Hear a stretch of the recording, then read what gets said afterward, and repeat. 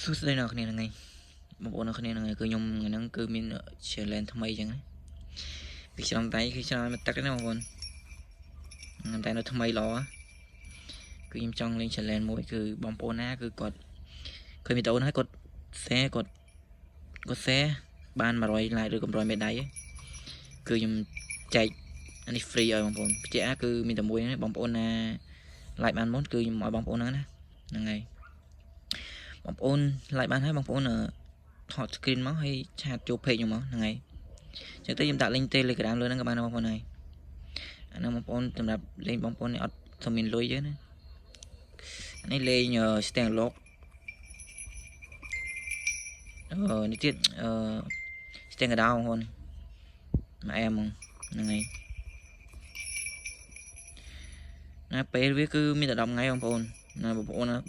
នណា share បានមុនហើយបាន100 like ឬ100 bên ដៃមុនហើយបងប្អូនអាចឆាតចូល page ខ្ញុំបានថត screen មកហើយបងប្អូនឆាតចូល page ខ្ញុំមកហ្នឹងហើយ